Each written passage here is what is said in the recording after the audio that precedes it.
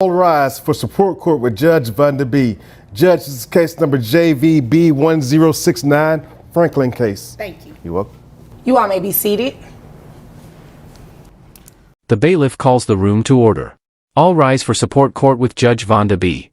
Case number JVB 1069, the Franklin case. The judge takes the bench, and the air is heavy. Everyone sits. The silence cuts through the room until the grandmother, Ms. Franklin, steps forward to speak. Okay, Miss Franklin, you brought this case before the court. What's going on? Yes, ma'am. Thank you, Judge Vanda. My son was killed 3 months ago. I have a granddaughter that's 9 years old. I've had custody of her since she was a baby. After his death and funeral, Kim decides she wants to come to my house and remove her. Brought the police to my house. After the funeral? Yes, ma'am. Yes, Your Honor. She did. She did that. As traumatic as it was for me and my family. Her voice trembles but holds firm. My son was killed 3 months ago. I have a granddaughter, she's 9 years old. I've had custody of her since she was a baby. She recounts the heartbreak after her son's funeral, how Kim, the child's biological mother, arrived with police and tried to take the girl away. It caused a scene, she says, and it wasn't the first time. Today, Ms. Franklin stands before the court demanding her rights as a grandmother. She decided to remove Rakisha with the police, caused a scene, which she's done in the past. I'm here today for grandparents' rights. I've had my granddaughter since she was a baby. She doesn't even know who this lady is. She knows that she's her mother, but as far as knowing who she is, and with her lengthy past, when I say When lengthy, you say lengthy past, what do you mean by that? drugs, drinking, fighting, beating the system. Beating the system? Yes. How did she do that? Welfare, food stamps, housing, anything that's not legal, she's done. But Rakisha. She describes raising the girl, a child who calls Kim mom, but doesn't truly know who she is. Franklin paints a grim picture: drugs, drinking, constant fighting, and schemes to cheat the system. Welfare fraud, food stamps, fake housing claims. She says Kim has done it all. The judge listens closely as Franklin explains the child has always lived with her. Even her own son, she admits, couldn't stay in her home. They used my grandbaby, Franklin insists, just to beat the system. I said her name right? Yes, Your Honor. Okay, she lives with you. Yes, Your Honor. And prior to your son's death, did your son live with you too, or was Rakisha just living with you? Only Rakisha, absolutely not. He could not live with me. Okay, I understand. But so how was she getting benefits if her daughter lived with you? Because, as I mentioned earlier, both of them love to beat the system, and they used my grandchild against me and my husband, just so that they can continue to beat the system. I did put my son on child support. Okay. That I absolutely did. And now you're wanting child support from mom? I want child support and full custody of my granddaughter. The grandmother's demands are clear: full custody and child support from Kim. She recounts how Kim turned the grief into chaos, accusing her of making threats after the funeral. Franklin denies it but admits she warned Kim, saying, "If you come again, Smith and Wesson will be in control." Gasps ripple through the courtroom. Franklin quickly adds she never crossed the line. Police had to remove Kim that day. The judge nods solemnly, eyes softening, and offers heartfelt condolences for Franklin's loss. Is there anything else you want me to know before I move over to her? Oh, absolutely, yes. When she brought the police to my house, she told them that I threatened her, and she threatened me. She threatened to kill me. I said, absolutely not, Your Honor. What I told her when she called, I said, you know what? If you come over here, I'm not going to be in control. Smith and Weston going to be in control. Oh, okay. Well, it didn't get that far, did it? Well, it didn't, because the police drug her from my front yard. Oh, okay. And I'm sorry for your loss as well. Thank you, Your Honor. Okay, is there anything else you need me to know before I move over to her? No, Your Honor. Okay. I didn't catch your last name. I just heard your first name is Kim. That's what I want to say. I'm a fan.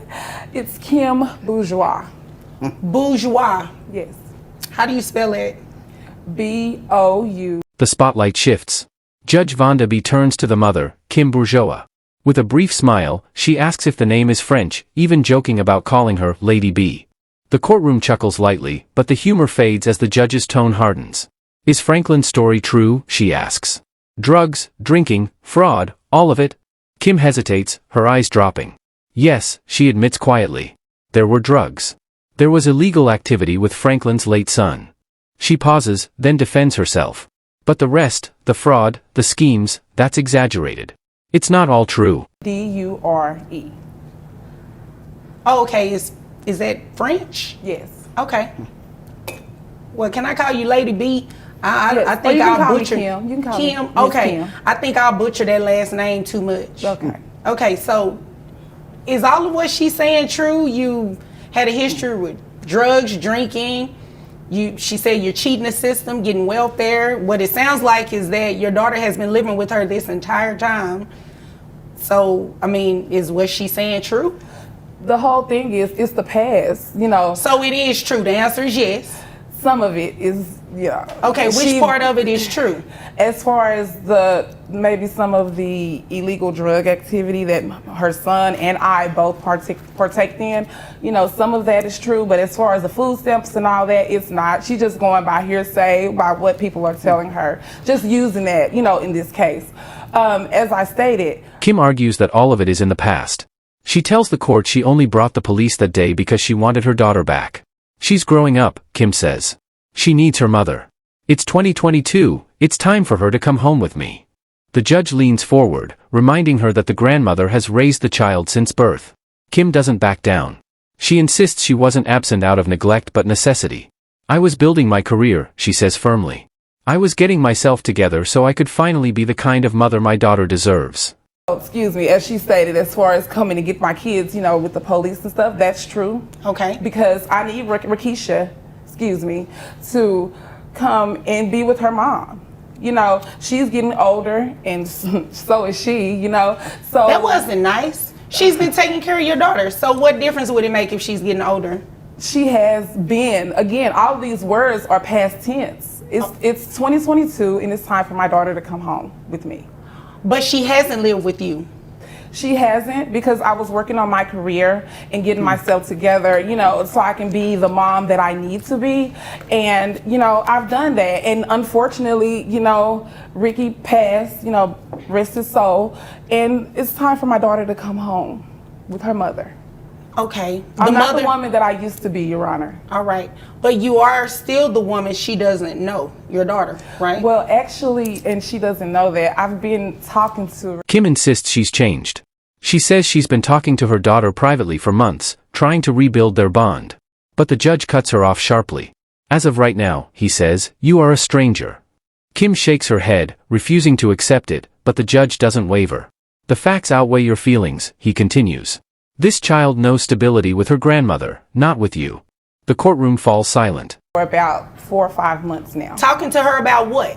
Talking to her, letting her know, you know, first of all, reaching out, letting her know that it's unfortunate that our dad passed, and letting her know that I want us to get our relationship together. I want to be the nurturing mother that, you know, that she needs. Okay. So as of right now, you're a stranger, right? I wouldn't necessarily say strangers. Well, it's not necessarily what you want to say. It's what the facts say. You're a stranger to this child that As you I came stated, and attempted to remove from her caretaker, right? She's been taking care of her, yes, and I commend her for that. But my daughter needs to be with her mother. All right, but you do understand that your daughter needs to be in an environment that's stable, where she is familiar with the person that is taking care of her. Okay, she has to get familiar with her. I am working. Now the focus shifts to money. The judge asks Kim about her finances. She explains she earns $70,000 a year and pays $170 a month for insurance. But when the judge presses further, how much of that money has she ever given to Franklin to help raise the child? The room goes quiet. After a long pause, Kim admits, none. The judge's expression stiffens. His voice drops low but firm. Insurance alone, he says, is not parenting. Insurance is not support. Money, I've been paying insurance, so it's not Let's like talk I've about been that. totally out the picture. Let's talk about that. How much money do you make? About 70,000. 70,000. How much, you said insurance as well? Yes, I pay 170 a month. All right. How much of that have you given to grandmother? And it's not a hard question if you've actually done anything. I mean, Well, I can say none then. Let's just, be done with it. None. so you make all of this money and you haven't given grandmother anything for your daughter? Well, her dad has been taking care of the child support and everything up until this Right, point. but what so were you doing? I was paying the insurance. Okay. So you were paying the insurance. Yeah. Your daughter living with someone else. Well, she the one wanted to raise her. But ma'am, it is your daughter. It's my daughter. I paid the insurance. She wanted a raise her. The dad did the child support. We all just did our part. Kim tries one last time, her voice trembling as she asks if her daughter can finally come home with her. The judge doesn't hesitate. No, he says firmly, the child will remain with the grandmother. The courtroom falls silent as the ruling comes down. Based on Kim's income, she is ordered to pay $923 a month in child support, along with maintaining her daughter's health insurance. The judgment is clear, swift, and final. The grandmother keeps custody, and Kim must now provide real support, not just words. You obviously came here to waste my time. Not really. It sounds like it. It sounds like you're trying to evade the obligation of paying child support or paying any type of financial support for this child I'm paying because you want to do what you want to do. Insurance is not sufficient, ma'am. Grandmother can pay insurance if she needed to, but she hasn't. Well, she can't do it without a modification to your court order. That's the reason she's here. Okay, so can my daughter go home with me? No, she cannot. She is going to stay and remain with the person who's always taking care of her. You haven't said anything different to support that grandmother has not been doing the job you should have been doing. So what we're going to do is based on your own testimony, and I believe you told the truth. I did. $70,000 a year, and that's giving you credit with the $170. But Franklin isn't done yet. She stands again, her voice sharp with conviction, accusing Kim of lying under oath. The courtroom grows tense as she drops a bombshell. Kim has 3 other children, each with a different father. All eyes turn to Kim. The judge presses her for the truth, and after a pause, she admits it. Yes, it's true. Each of those children lives with their respective fathers, and once again, she pays no child support, only insurance. The judge exhales heavily and recalculates her obligation. With 3 other dependents to consider, the amount is reduced to $680 per month. Insurance, your gross is $5,663. That brings your net to $4,613. You have 1 child, correct? Yes. Okay. All right, 20% of that brings your monthly child support obligation to $923. And as I stated, you are still to maintain the health insurance. That's over $1,000. And no, it's not. It's under $1,000. So 9 something plus the 170? No, you got credit. The Oh, okay, 170 okay, was okay, given okay. in your gross. So you got credit for that. $923 a month. It's what's fair. It's what's in the best interest of your daughter. Your daughter is going to remain with her grandmother. Okay, so, okay. Anything else? You had a question? I'm just gonna keep it to myself. Oh, okay. You might want to do that, especially. The twist sends a wave of tension through the courtroom. Franklin snaps, her words cutting through the silence. She's got more miles on her than Route 1604. The room ripples with murmurs. Judge Vondaby leans forward, her expression firm. Enough, she says sharply. Honesty matters in this courtroom. Turning to Kim, her tone softens but stays stern. You should have told the truth from the start, she says. You might not have to answer to me, but one day you'll have to answer to your children, and when that day comes, they'll know the truth about the choices you made. It was something inappropriate. All right. Anything further pertaining to this case? That's it, Your Honor. Okay. Anything further, Miss Franklin? Yes, Your Honor. This lady just sit here and perjured the court. She has 3 other children that lives with 3 other different daddies. Oh, wow. And you know, she had more miles on her than Route 1604. Okay, well, Miss Franklin, hold on one second. Do you have other children? Yes. So why didn't you say that? Because, you know, unfortunately, like Rakisha, they live with their dads and their other parent, you know, other side of the family too. Are you paying child support for them as well? No. No. Oh, okay. So you're just not doing anything. I'm paying insurance for them too. Oh, right. So beyond insurance, you haven't done anything for them. Is that what I'm hearing? How many other children do you? Kim tries to defend herself, her voice trembling with frustration. At least I pay insurance, she says. The judge doesn't budge.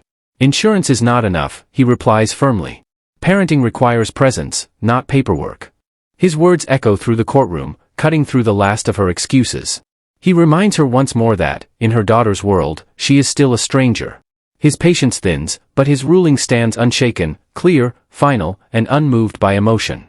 3. So you have 3 other children. We have to manipulate your child support amount. So it should be lower. Let's see. Let's see how much lower it'll be. All right. Your child support is lower. It went to $680. Oh, should have kept your mouth shut. No, you know, first of all, that was rude. Secondly, she's being honest. You are not being honest. But that's okay. You don't have to be honest with me because you know what? One day you're going to have to answer to each of your children. And that is going to be your battle to fight with them. Well, at least they'll know I took care of them by paying their insurance. Oh, okay. And they'll also know you're a stranger. If there's nothing further, you all are dismissed. Thank you, Your Honor. You're Thank welcome. you, Your Honor. The gavel strikes. Judge Vonda B. delivers the final word with calm authority. Custody remains with the grandmother. Child support is ordered. The mother's plea has failed. His closing words hang heavy in the air. Insurance is not sufficient. Parenting is presence, commitment, and sacrifice. The courtroom falls silent. Then, with a single command, case dismissed, the session ends. The music swells, marking the end of another emotional day in support court with Judge Vonda B.